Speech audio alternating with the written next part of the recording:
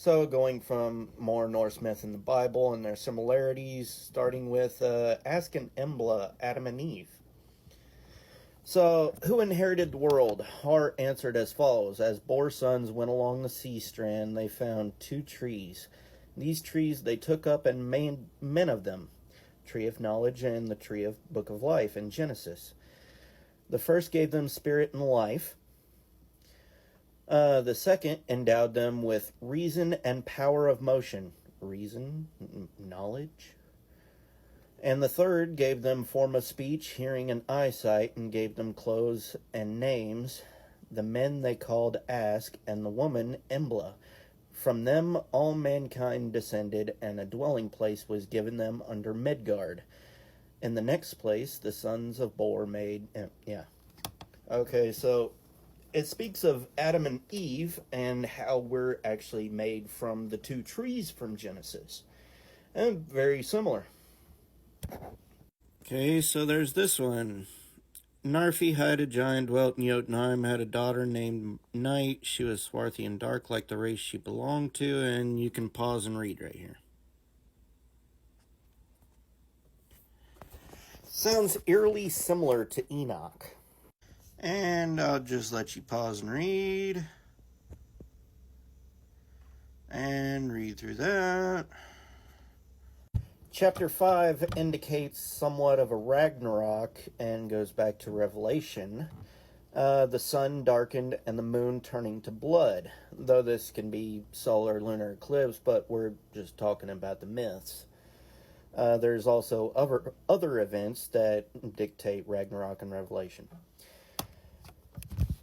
This old hag gives birth to many sons, and all the wolves' likeness hence come from these two wolves. It said that this wolf race is the mightiest, called Moongarm.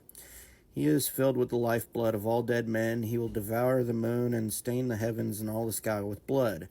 Thereby the sun will be darkened, and the winds will grow wild, and nor hither and thither, and is said in the prophecy of Vala. The rainbow, Bifrost, and things like that, similarities. Then asked Ganglir, what is the path from earth to heaven? Har answered, laughing, foolishly do you now ask. Have you not been told that the gods made a bridge from earth to heaven, which is called Bifrost? You must have seen it. It may be that you call it the rainbow. It has 3 colors, is very strong, and is made with more craft and skill than any other structures. Still, however strong it is, it will break when the sons of Muspel come to ride over it, and they will have to swim over their horses over great rivers in order to get on. Then said Ganglir, the gods did not, it seems to me, build that bridge honestly, if it shall still be able to break to pieces, since they could have done so, had they desired. Then made answer Har, the gods are worthy of no blame for this structure. Bifrost is indeed a good bridge, but there is no thing in the world that is able to stand when the sons of Muspel come to the fight. The sons of Muspel being somewhat people of fire and stuff like that, and yeah, you already know there's similar Christian things to that one. The Bible in Genesis 9:12-13, and God said, this is the token of the covenant which I make between me and you and every living creature that is with you for perpetual generations. So, is it a thing for travel in a structure that God created? It's called the Tree of Life, Yggdrasil, and the Water of Life. Again, it is said that the Norns that dwell in the fountain of Erd every day take water from the fountain and take the clay that lies around the fountain and sprinkle therewith the ash in order that its branches may not wither or decay. The water is so holy that all things that are put into the fountain become as white as the film of an eggshell, as here is said. And ash I know, hight Yggdrasil, a high holy tree, with white clay sprinkled, thence comes the dews. So, tree of life, giving the water of life and immortality, and we lost the tree, and God changes the age to 120 years old. It coincides with one another. And it says, all things that you are put into the fountain become as white as the film of an eggshell. So your hair would turn white as well if you drank it. And you can see in Revelation 1:14, Jesus is also said to have white hair, mimicking wool, and Genesis 1:14. Another one, apples of Eden or Eden. Which one? Okay, so there were two trees in the Garden of Eden. There was the tree of life and the tree of knowledge. And the tree of life was supposed to give life eternally. And the tree of knowledge gives the knowledge of good and evil so that you can be able to do evil. The original intention was for us to only eat from the tree of life. And God knew that we would eat from the tree of knowledge if he's a future seer, as everyone thinks. This is why heaven was created first, and it was to keep everything in balance. And everything needs to be in balance in accordance with nature. Everything needs to be created in a certain way.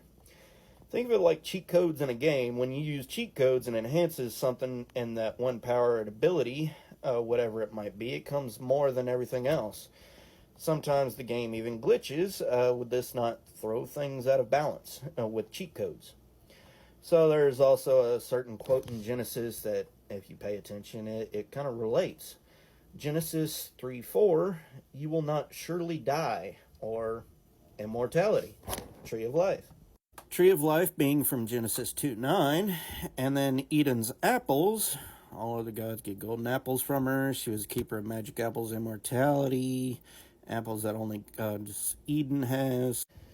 The dew which falls on the earth from this tree men call honey, and it is the food of bees.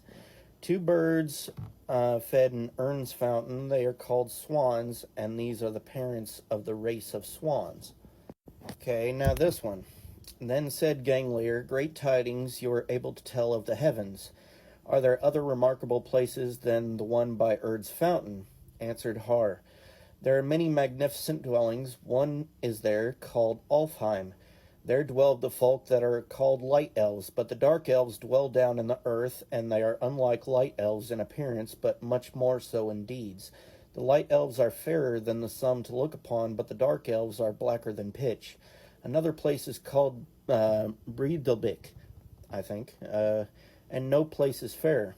There is also a mansion called Giltner, of which the walls and pillars and posts are of red gold, and the roof is of silver. Furthermore, there is a dwelling by the name Himneborg, which stands at the end of heaven, where the Bifrost Bridge is united with heaven. And there is a great dwelling called Volkskjalf, which belongs to Odin. The gods made it and thatched it with sheer silver, and this hall is the high seat, which is called Hildskjalf. And when the All-Father sits in this seat, he sits over all the world. And the southern end of the world is the palace, which is the fairest of all and brighter than the sun. Its name is Grimly. It shall stand when both the heaven and earth shall have passed away. And this hall is good and righteous, and shall dwell through all ages. Thus said the prophecy of the Vela. So you can get from that the last part is heaven. The dark elves kind of resemble demons. Light elves kind of resemble angels. Revelation 9 tells that the bottomless pit opens up to release hell's creatures on earth, telling that the center is hell, and this is also true for Norse beliefs.